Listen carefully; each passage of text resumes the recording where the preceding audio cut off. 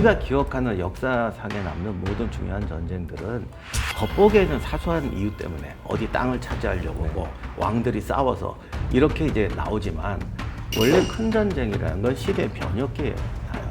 지금 러우 전쟁도 다시 그렇고 중동 전쟁도 그렇습니다만 이게 우발적인 사건이고 이게 끝나면 전에 좋았던 시대로 돌아가야지.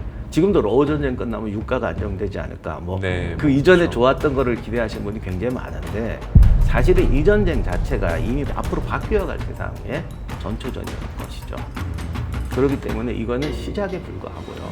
21세기의 새로운 체제를 이제 만들어가는 과정이라고 우리가 생각해야 됩니다. 중국과 러시아는 절대 우방이 아닙니다. 지금도 서방 기업 철수한 거 중국이 다 먹은 거로 알고 있는데 러시아가 중국 자본에 대한 의존도가 높아지면 굉장히 골치 아픈 문제가 생깁니다. 제가 볼 때 회담이 자꾸 비공개로 되고 경제 지원 얘기가 안 나오는 게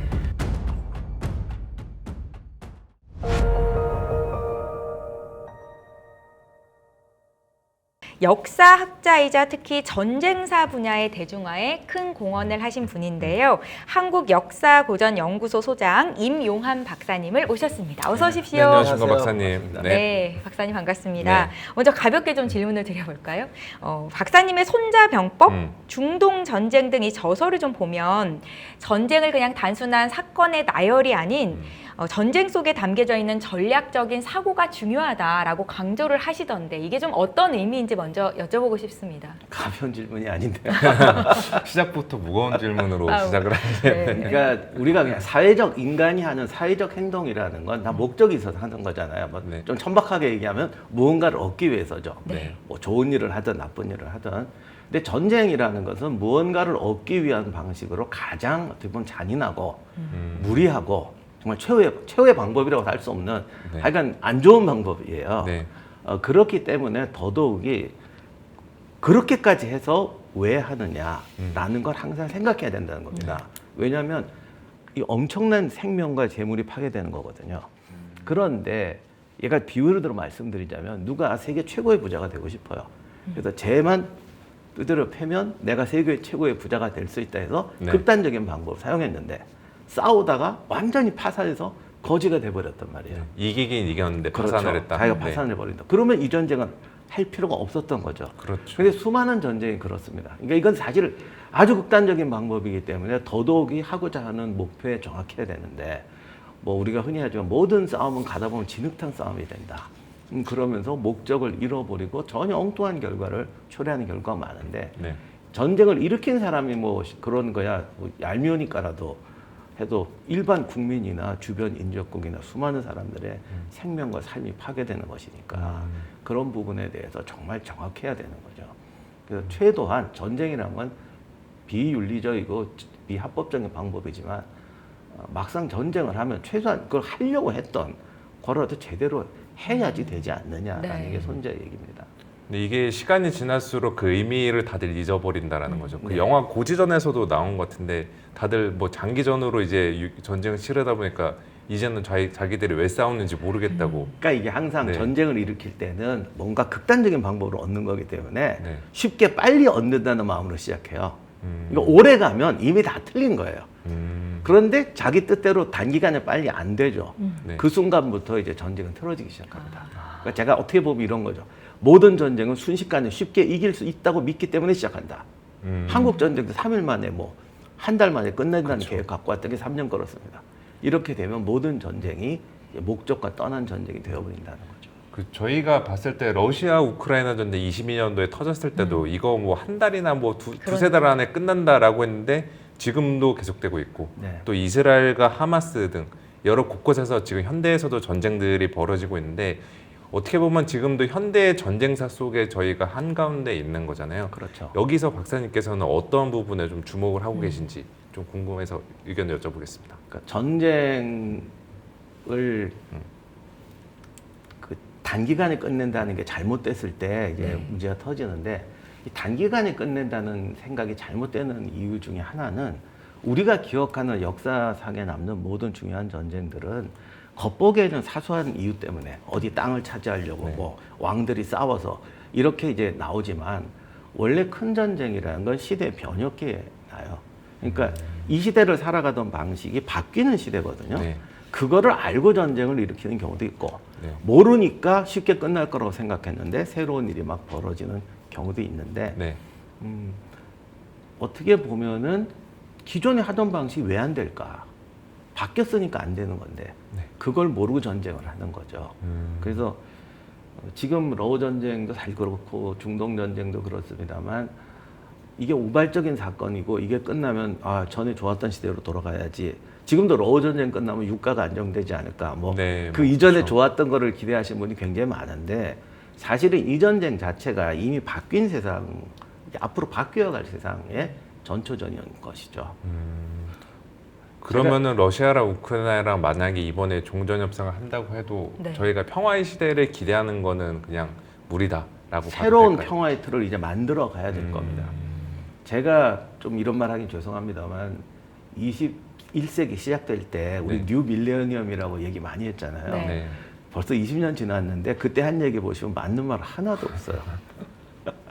제가 그때는 참 무명이어서 어디 가서 말하고 싶어도 말도 못했는데 그 21세기의 찬란한 이야기들을 할 때 제가 정말 지적했던 게 하나 있어요. 아무도 들은 사람 없습니다만 지금 말하는 21세기의 꿈은 20세기 시스템을 갖고 보는 거예요. 네. 그래서 이게 시간이 지나면 계속 꽃은 자라겠지. 근데 지금 이제 21세기가 되면 기후가 바뀌는 거예요. 그럼 여기다 다른 꽃을 심어야 되는데 기후가 안 변한다는 걸 생각하고 지금 10년 동안 장미가 이만해졌으니까 10년 지나면 이렇게 되겠구나.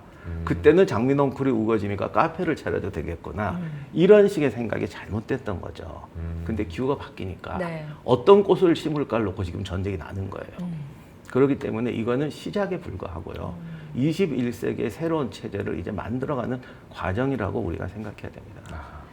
최근에 트럼프 대통령과 러시아 푸틴 대통령이 정상회담을 가졌는데요. 이제 과거에도 여러 휴전 회담들이 있었고 이제 뭐 박사님은 떠올리실 것 같습니다. 그 기억들을 이번 회담을 어떻게 좀 지켜보셨습니까? 사실은 올해쯤에는 러우 전쟁이 끝날 것 같다고 제가 여기저기서 얘기를 했는데 이제 과정이 어떻게 될지는 이제 정확하게까지는 모르겠지만 네. 이런 과정을 겪을 것이다. 이제 그 터널이 짧을지 길지 꺾어질지까지야 어떻게 맞추겠어요. 이제 이런 일이 벌어질 거다 했는데 그 휴전 회담이라는 거는 어떻게 보면 마지막 가위바위보 승부기 때문에 네. 하나라도 더 얻기 위해서 네. 이제 노력을 하거든요. 어제도 뭐 회담했다고 하지만 공격은 더 격화됐다 이런 말이 나오는데 공격 소식이 있더라고요. 네. 한국 전쟁도 휴전한다는 거는 결정이 안 되고 상태에서도 2년을 끌면서 마지막 휴전 하던 날도 뭐 어마어마하게 포격하고 그래서 아마 이번에 말했던 라인이 대강 그렇게 될 것 같아요. 지금 뭐 서로 거기서 또 예를 들면 러시아 입장에서는 우크라이나가 나토에 가입하는 거 절대 반대한다. 네. 그랬더니 뭐 트럼프나 젤렌스키도 우리 나토 가입 안 한다. 대신 영국, 미국, 독일군이 여기 주둔할 거다. 뭐 이게 어떻게 보면 조금 말장난 같은 얘기인데 네. 결국 그런 것들이 뭐 대체로 그냥 그렇게 되지 않을까 생각을 합니다. 근데 과정에서 이제 조금 어긋나는 수도 있고 저는 그냥 과정에서 너무 작은 것을 위해서 너무나 큰 희생이 나는 우리 한국 전쟁 때 고지전처럼 네네네. 그런 일이나 없었으면 좋겠어요. 그럼 어쨌든 지금 이 3년 반째 이어지는 러우 전쟁 어떠한 형태로도 이제 그 결론이 지어질 것 같은데 과거에 이제 다채로운 전쟁 사를 통해서 이번 그 협상을 지켜보면은 어디가 승기를 잡을 것으로 좀 예상을 하고 있어요. 이거는 승기의 문제가 아니고 아까 말씀드렸지만 21세기라는 새로운 세계에는 우리가 지금 네. 경제 얘기도 많이 하지만 지금 관세 전쟁도 나오지만 네. 이것도 결국 20세기에 썼던 세계 경제 체제가 지금 바뀌는 과정이잖아요. 맞습니다. 그러니까 세계 체제라는 게 두 가지가 있어요. 경제 시스템이 있고 전쟁 방지하는 시스템이 있는데 네. 지금 경제 시스템도 바뀌고 있거든요. 근데 이제 전쟁 시스템도 지금 전쟁 방지 시스템도 바뀌고 있는 거죠. 이거를 지금 만들어가는 과정이기 때문에 네. 이게 꼭 어떻게 결론 난다고 볼 수는 없지만 제가 볼 때는 어떤 게 지금 뭐 우리가 뉴 블록화라는 얘기 많이 네. 하는데 이제 블록화가 되면서 새로운 집단 안보 체제가 나올 거예요. 근데 과거와 같은 나토나 이거와는 좀 다른 뭐랄까요? 좀 모두가 모이는 공통의 연합 체제라기보다는 블록화된 안보 보장에 가까운 형태로 갈 거라고 생각이 됩니다. 체제의 전환이. 예, 그러니까 지금 우크라이나도 트럼프나 이쪽에서 주장하는 거는 그래 좋아 나토 가입 안 한다. 대신에 미국이 뒤에서 후원하고 독일, 영국, 프랑스 군이 주둔 평화의 주군도 아니죠. 네. 이거는 거기 주둔하는 집단 방위조약 체제로 가겠다. 그렇지 네. 않고 다 없이 평화협정을 맺던 휴전을 하던 2, 3년 지나면 러시아가 공격할 거 아니냐. 안전보장 없이는 안 된다. 네. 근데 그 안전보장에서 처음에 나토가 이슈가 됐는데 네. 사실은 유럽 국가도 지금 나토에 기대질 않아요. 나토가 나라가 30개가 넘는데 그렇죠. 나토군이라는 게 실제 전투에 나가면 지금도 그렇지만 훈련 한번 하면요. 5인 사격으로 더 많이 떨어져요. 그래서 30개가 넘는 나라가 전쟁한다는 건 이건 거짓말입니다. 예를 들면 한국 전쟁 때 16개국이 참전했다지만 대부분이 미군이고 거의 하이드스키 붙어 이렇게 온 거지. 만약에 동등하게 16개 나라가 왔다고 하면 전쟁 못했을 거예요. 그러니까 차라리 나토보다는 이제는 그런 주요국들의 집단적인 안전보장 체제로 간다라는 걸로 가는데 이게 어떻게 보면 효과가 강렬하고 어떻게 보면 전쟁 위험이 더 높은 거기도 하죠. 그러니까 관리 위험이 높은 거예요. 그렇겠네요. 예. 이게 약간 어떤 국가들 간 수틀리면 다른 블록으로도 옮겨갈 수 그렇죠. 있는 거고. 그러니까 뭐 유럽 국가가 30개 나라가 투표해서 전쟁하겠어요. 영국, 프랑스, 독일이 전쟁하면 다 딸려 들어오는 그렇죠. 거지. 네. 이렇게 되니까 이게 효과도 좋지만 그러니까 효과가 실용적이지만 위험도 큰 거죠. 아마 21세기 시스템 자체가 이런 식으로 가지 않을까 싶습니다.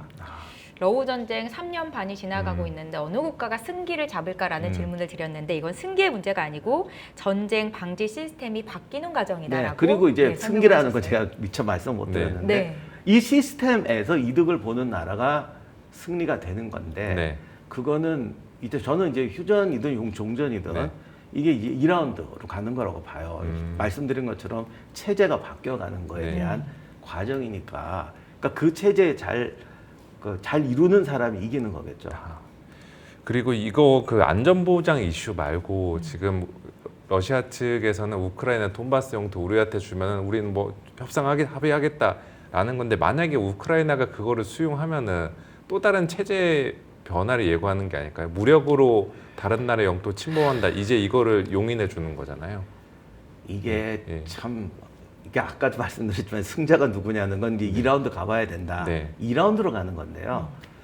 우크라이나 입장에서는 지금 자력으로 전쟁을 할 수가 없잖아요. 네. 참 안타까운 얘기지만 우크라이나 국민의 저항 의지와 노력은 처음 전쟁 났을 때 예상했던 것보다 훨씬 강했죠.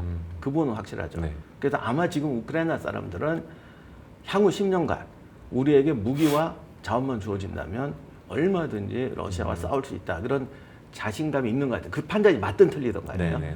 지금 이제 병력이 너무 많이 죽어서 인력이 손실이지만 자라나는 세대들은 충분히 그런 의지가 있는 우리는 국민이다라는 생각을 하는 것 같아요. 물론 이게 틀릴 수도 있습니다. 네. 전후 세대는 갑자기 우린 전쟁 싫어. 땅 떼주더라도 편하게 살고 싶어라고 말할 수도 있는데 네. 적어도 지금 전쟁 과정을 겪으면서 우크라이나 사람들은 그런 거에 대해서는 서로 믿는 것 같아요. 그러나 다만 지금 이제 병력이 너무 없잖아요. 네. 그러니까 시간이 있어도 우리 편이다. 자원만 제대로 지원된다면 그리고 지금처럼 지원되는 게 아니라 체계적으로 지원될 수 있는 시스템을 만든다면 우리는 얼마든지 나라를 지킬 수가 있고 이제 10년, 20년 지날 때 러시아 내의 체제가 바뀔 수도 있고요. 그렇게 되면 이것도 되찾을 수 있다라고 기대하는 것 같아요. 그러니까 물론 땅을 안 주고 네. 전쟁 이전의 영토를 회복하면은 제일 좋겠지만 베스트 시나리오죠. 지금 그럴 수가 없는 상황이라면 적어도 돈바스를 양도한다고 하더라도 서방이나 유럽이 지속적이고 체계적인 지원만 할 수 있는 시스템이 갖춰진다면 10년 후에 우리는 패배하지 않는다라는 생각을 하는 것 같습니다. 물론 안 그렇게 생각하는 사람도 있겠지만 지금은 이제 그런 분위기로 좀 가는 것 같고요. 근데 여기서 이제 지원이 왜 중요하냐면 이번 3년 동안 아무도 우크라이나가 1년 갈지 6개월 갈지 몰랐기 때문에 지원이 굉장히 전략적이질 않았어요. 그러니까 우크라이나 국민의 군대와 역량을 자기들도 모르니까 무기를 요것만 줄게, 뭐 요선에서 막을까, 뭐 30km 밖은 공격하지 마. 사실 이런 거 없었다면 우크라이나는 훨씬 잘 싸웠을 겁니다. 우크라이나 사람들 입장에 그렇게 생각할 거란 말이죠. 네. 그러니까 이제 그런 안전보장 지원 체제가 전술적으로 되고 한다면 우리는 승산이 있다라는 게 아마 여론의 좀 다수일 것 같고, 유럽이나 미국 입장에서도 똑같은 생각인데 우크라이나 국민의 어떤 저력은 믿기, 옛날 베트남 전쟁 할 때처럼 아무리 쏟아 부어줘도 국민이 싸울 여력이 없어 안 되는데 이건 베트남 꼴은 안 난다. 자꾸 한국 얘기하는 게, 한국은 주니까 됐단 말이죠. 그러니까 여기도 한국같이 되지 않을까라는 마음에서 지금 기대를 하고 있는 것이고, 러시아 입장에서는 그게 좀 불안한 거죠. 그리고 러시아도 전후에 어떻게 될지를 모르죠. 러시아라는 나라가 지금까지 보면 큰 전쟁을 할 때 백성들이 정권을 향해서 불만을 표시한 적이 없는 나라예요. 정말 말 잘 듣고, 스탈린도 세상에 이렇게 말 잘 듣는 국민이 어디냐. 러시아 국민의 특성인가요? 이게 기본적인? 좀 농업 국가 이런 것도, 또 농부들 많은 나라들 뭐 이런 데가 아무래도 농민들이 착해요. 네. 아무튼 그런 게 좀 있습니다. 그런데 그러나 전쟁이 끝나면 러시아도 옛날 러시아는 아니잖아요. 네. 그래서 그 부분은 제가 볼 때는 러시아의 지금 지도층도 그 부분이 제일 걱정일 것 같아요. 그러다 보니까 명확하진 않은데 트럼프 입장에서는 또 러시아 경제에 대해서도 우리가 이렇게 지원하겠다, 이런 조금 운을 띄우는 것 같고, 그리고 또 하나는 지금 중국이 문제인데 중국과 러시아는 절대 우방이 아닙니다. 지금도 서방 기업 철수한 거 중국이 다 먹은 거로 알고 있는데, 러시아가 전후에 중국 의존도에 놓고 중국 자본에 대한 의존도가 높아지면 굉장히 골치 아픈 문제가 생깁니다. 이런 여러 가지 변수를 봤을 때 미국 입장에서도 당신은 뭐 우크라이나도 도와주고 러시아도 도와주고 양다리 걸어서 당신만 신나냐, 이런 비난을 받을 것 같으니까 조심하고 있지만, 제가 볼 때 회담이 자꾸 비공개로 되고 경제 지원 얘기가 안 나오는 게 결국 이게 지금 얘기가 돌아가는 구조일 거예요. 그러니까 트럼프 대통령 중재하에 지금 러우 전쟁도 마무리가 될 것으로 기대를 하고 있는 건데, 트럼프 대통령이 글로벌 관세 전쟁을 계속해서 벌이고 있는 이 상황에 대해서 좀 여쭤보고 싶은데요. 무역 관세사적인 관점에서 해석해 보는 시간을 박사님을 통해서 좀 마련해 보고 싶습니다. 미국이 이렇게 관세에 집착하는 이유를 역사적인 관점에서도 해석해 볼 수 있을까요? 제가 아는 경제학자님하고도 얘기를 많이 해서 좀 들은 정보도 있고 그런데, 결국 관세라는 건 대체로 자국 산업 보호잖아요. 그러니까 관세가, 예를 들어 우리가 농업 국가예요. 그 뭐 전혀 뭐 산업 없고 기계류는 다 수입해야 된다 그러면 그냥 뭐랄까, 그냥 어느 정도 국가 재정 수입을 위해서 관세를 하는 건데, 우리가 산업이 있어요. 이 산업을 성장시키기 위해서 이제 보호 관세를 때린다고 할 때는 이게 정책적으로 굉장히 크게 왔다 갔다 할 수가 있는데, 미국은 원래는 이제 농업 국가였지만 사실은 세계 최고의 산업 국가로 변화되는 과정에서 관세에 대한 경험이 굉장히 많은 나라예요. 그러니까 과거에 40% 막 이렇게 때린 적도 있다고요. 왜냐하면 자국 산업에 대한 믿음이 있으니까. 그래서 우리 산업을 키워야 되니까 무리하게 관세를 때려서라도 우리 산업을 보호하자. 이래서 뭐 40% 갔다가 30% 갔다가 이러다가 가트 맺어질 때 좀 됐을 때는 미국이 두 가지 특징이었어요. 2차 대전 끝나고 세계 최대의 산업국가고 생산국가예요. 기억하시겠지만 2차 대전 때 미국의 어떤 공장 돌아가는 속도는 어마어마했죠. 정말 어마어마했어요. 이러니 세계에서 가장 많은 물건을 생산한 나라면서 가장 많은 소비력을 가진 나라예요. 그러니까 자유무역으로 가도 이게 상쇄가 되는 거죠. 어차피 팔아먹을 것도 있고 쓸 것도 있거든요. 그랬는데 미중 72년에 미중 그 경제협력 관계가 오면서 미국이 생산국의 지위를 중국한테 상당히 양도를 하고 무역 적자를 감수하는 수입국이 됐죠. 근데 이게 이제 격차가 커져 버리니까 다시 옛날처럼 우리도 산업 생산하는 국가로 가야겠다. 그러니까 관세가 올라가는 건데, 미국 경제사를 보시면 이 관세가 그 미국의 산업에 대한 어떤 밸런스와 세계와의 관계 속에서 엄청나게 요동쳤던 걸 알 수가 있습니다. 우리는 어떻게 보면은 쭉 산업국가로 성장해 오는 과정이었기 때문에 저희도 학교 다닐 때는 관세가 어떻게든 관세를 때려서 우리 산업을 보호해야 된다는 얘기만 듣고 살았어요. 가트 할 때도 우리 얼마나 난리 쳤습니까? 이거 우리 죽이려고 하는 거다. 근데 사실 가트나 우루과이 라운드에 가장 특혜를 본 나라는 우리였어요. 한국이었죠. 근데 물론 발상의 전환이 늦었는데 미국은 이런 경험을 이미 두세 번을 했어요. 그러니까 그 과정 속에서 이해하시면 될 것 같아요. 그러면 이 관세가 그 트럼프가 집착하기보다는 미국이라는 국가가 집착했다라고 봐도 너무 될까요? 큰 나라가 네, 엄청난 산업 국가가 산업 생산 역량이 너무 왔다 갔다 한 거죠. 네, 우리는 지금 뭐 포항제철, 현대자동차가 미국에 공장 세운다는 것도 굉장히 충격으로 받아들이고 있는데 네, 네. 뭐 좀 다시 한번 말씀드리면 그 참 60년대, 70년대 미국의 산업 생산 역량이 좀 어마어마했거든요. 그런 큰 덩어리가 나갔다 들어왔다 한 거죠. 그쪽은 좀 스케일이 커서 그러다 보니까 관세가 이렇게 우왕좌왕하는 것 같습니다. 아, 그러면 트럼프가 아니어도 다른 누가 그건 대통령이 확실합니다. 되었어도 이거는 관세 전쟁은 네, 불가피했다. 이거는 민주당이 집권을 했어도 네. 어떤 방식이라든가 조금 이런 거 이렇게 트럼프는 이미지가 또 그런 걸 잘 써먹는데 그렇죠. 민주당은 좀 점잖게 했겠지만 어차피 똑같다. 똑같이 어차피 큰 차이 없습니다. 네. 네. 관세 등 이 미중 패권 전쟁이 지속 중에 있는데요. 과거 중국이 미국에 전혀 위협스럽지 않은 존재에 있을 때 그 시절에 미국이 자기네 공급만에 중국을 끌어들인 거였는데 여기서 좀 궁금한 점이 있습니다, 박사님. 이것이 당시 흐름 속에서는 불가피한 점이었을까요? 이게 저희가 역사할 때 이제 if가 없다라는 말을 많이 하는데 네. 저희 교수님이 저희 돌아가신 선생님이 하는 말을 if가 없으면 역사를 무슨 재미로 하냐 그렇게 말씀하신 적이 있는데 if가 없는 법은 없어요. 사실 if를 다 하는데 문제는 if를 할 때 잘 틀려요. 왜냐하면 이미 벌어진 일만 갖고 if를 해요. 그래서 이렇게 하면은 요게 없어졌겠지만 보이는 거예요. 다른 일이 생긴 건 안 보이잖아요. 네. 무슨 일이 생겼을지도 모르고 그러다 보니까 이제 if가 아름다운 거죠.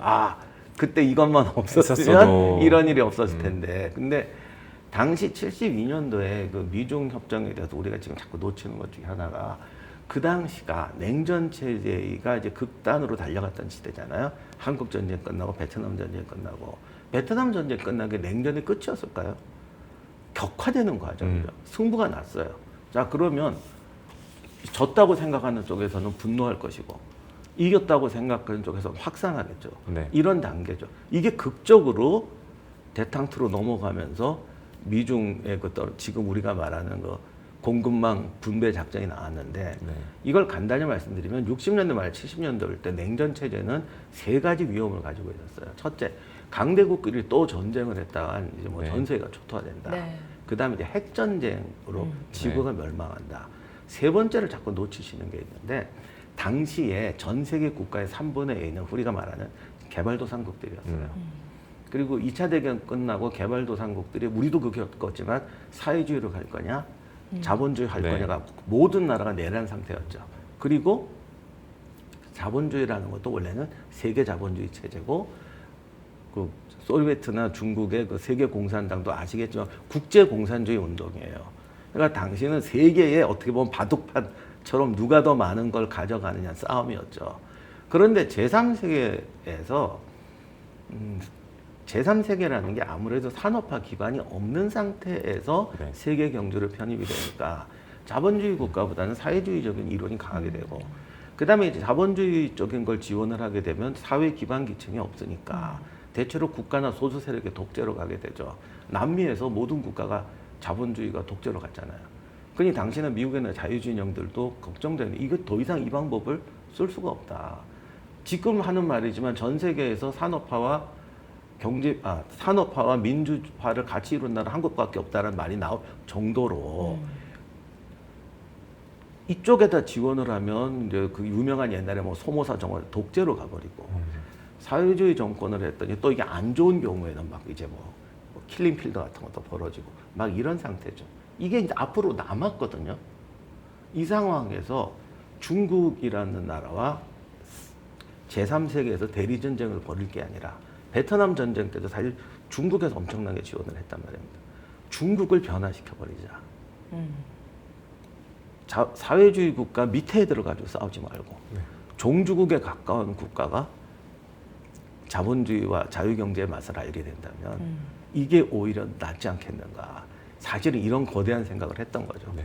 여기에는 또 소련과 중국의 차이도 있는데 그런까지는 빼고 네. 어쨌든 성공해서 중국이라는 나라가 어떻게 보면은 지금은 뭐 그냥 상해 같은 데 가보시면 뭐 자본주의 맛을 제대로 느낄 수 맨하탄이에요. 있다면 우리보다 더해요. 네. 그런데 여기서 미국이 두 가지 실수를 합니다. 이건 실수라기보다는 지나고 나니까 틀린 건데 첫째가 뭐 많이 얘기됐습니다만 당시 서양 사람들은 한중일 아시아권을 잘 모릅니다. 네. 그러니까 서구 자본주의 발달 관계처럼 시장 경제가 돌아가면 자연히 사회민주화가 이루어질 거라고 생각했어요.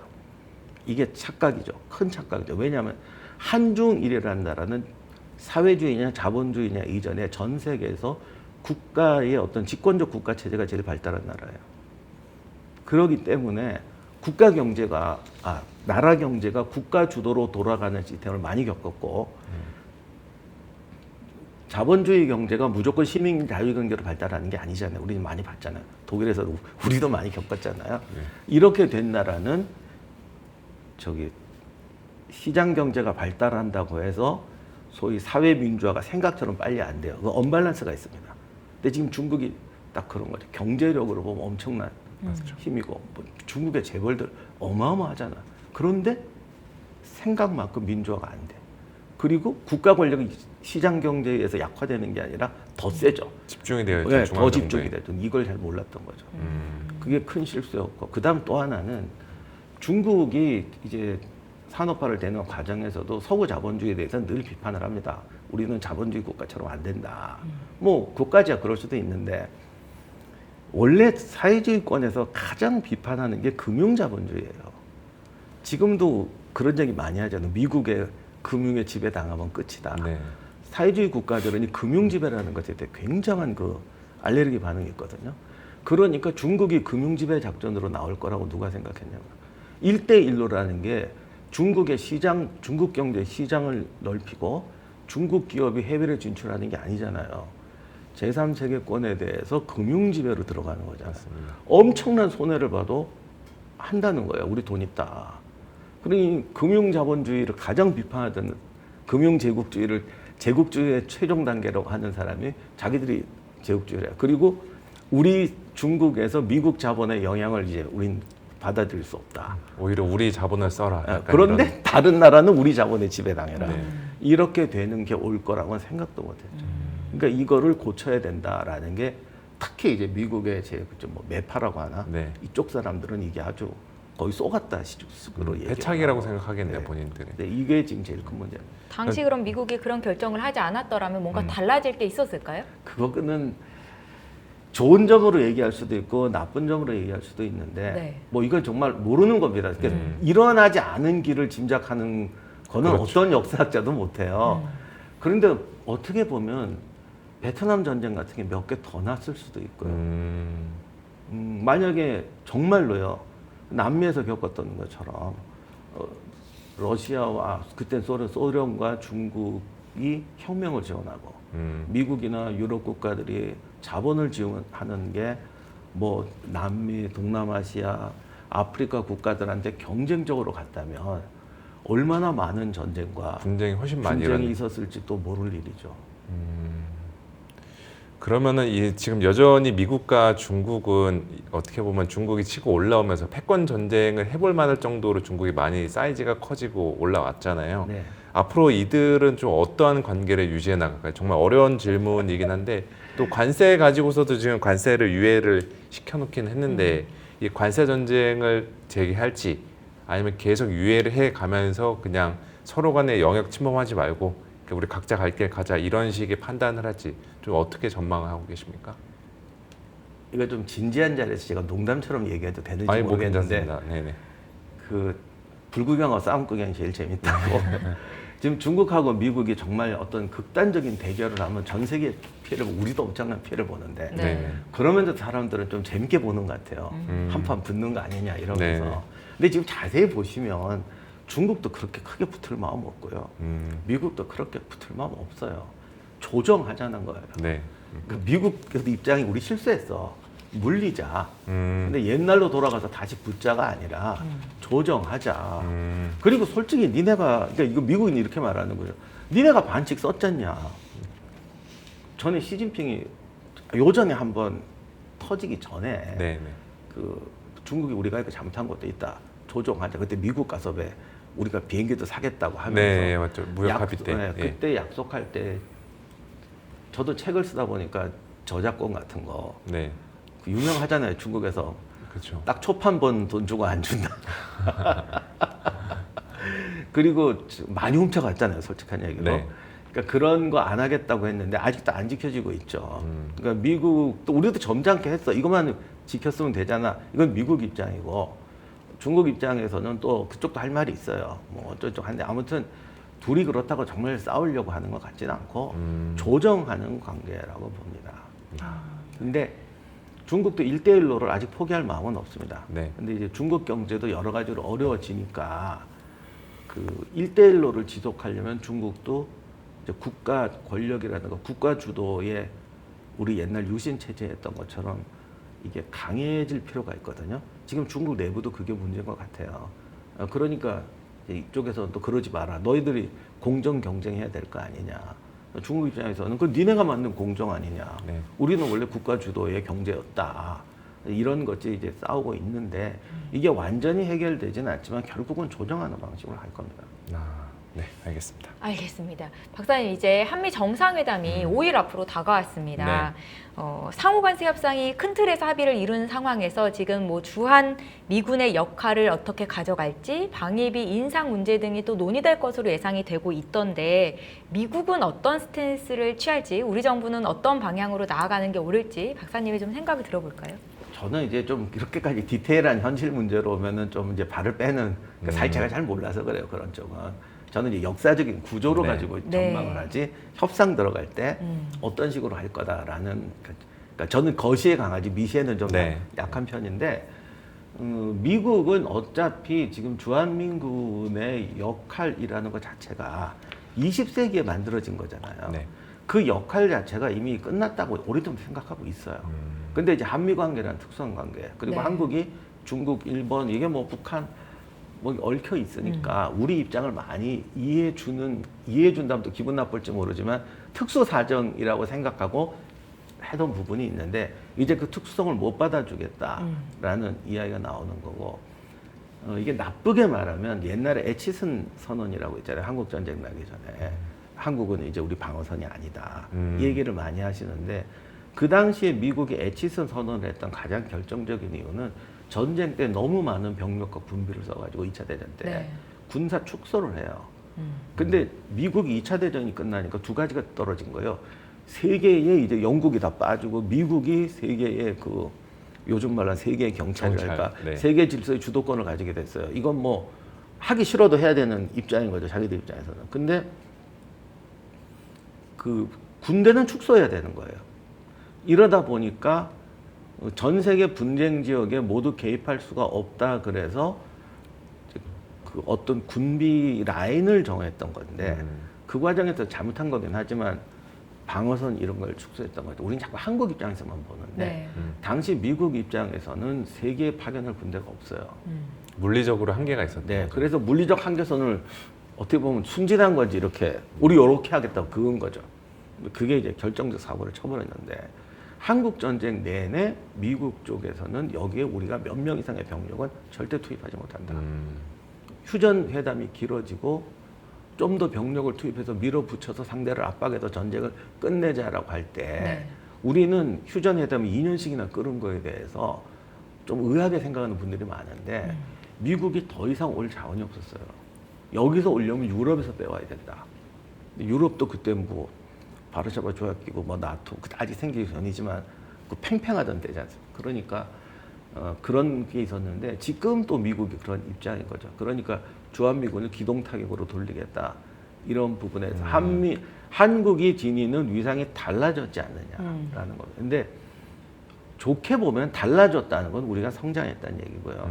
근데 모든 국가는 자기가 변했을 때 거기에 가장 합당한 방법을 찾아야 되는데 그런 합당한 방법을 찾는 것을 이제 잘 찾느냐 못 찾느냐의 문제겠죠. 미국은 미국의 입장이 있는 것이고 아무리 한국의 입장을 배려해 준다고 해도 미국 다음의 입장을 국제관계에서 당신네 나라보다 우리를 먼저 배려하셔라고 말할 수는 없는 거죠. 그럼 우리는 우리 입장에서 국제관계를 배려하면서 우리 입장을 어떻게 찾아갈 것이냐라는 네. 게 이제 문제가 됐는데 아마 주한미군이라든가 방위협정은 큰 틀에서는 미국이 요구한 대로 갈 것 같아요. 네. 다만 그렇게 됐을 때 우리도 군 자체가 많이 바뀌어야 됩니다. 네. 국방 개념이라든가. 네. 저는 오히려 그런 것을 제대로 수행할 수 있는 게 더 중요하다고 봅니다. 한국 스스로요. 네. 유연한 사고가 필요하다라는 말씀이신 것 같습니다. 네, 근데 이게 군대와 이 군사제도 문제는 유연한 사고로 되는 게 아니더라고요. 네.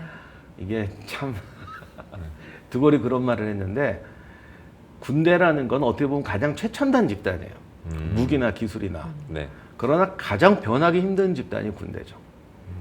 국방은 국가에서 가장 중요한 이슈예요. 가장 유연한 게 아니라 당연히 가장 빨리 변하고 가장 맞춰야 되는 거예요. 네. 그러나 정치나 사회나 재정이나 이런 거에 압박을 제일 많이 받는 게 또 국방이에요. 그러니까 이게 정말 운명인데 가장 유연하고 가장 첨단이어야 된다는 거 다 알지만 가장 안 유연하고 가장 첨단으로 못 가는 게 또 군대예요. 이건 모든 국가의 숙명인데 이거를 이제 우리가 잘 해내야 된다라고 말씀드리고 싶습니다. 네, 알겠습니다. 그럼 한미 정상회담 이외에도 이번 주말에 일본과 정상회담이 예정이 되어 있는데 뭐 과거사 문제가 여전히 화두가 될 것으로 관측이 되고 있더라고요. 그 일본과의 과거사 문제 이것도 뭐 끝내기 쉽지는 않지만 저희가 좀 어떻게 바라봐야 될까요? 제가 이 한중일의 문제를 가지고 네. 얘기하면 우리는 아직도 감정적인 요인이 너무 많고 네.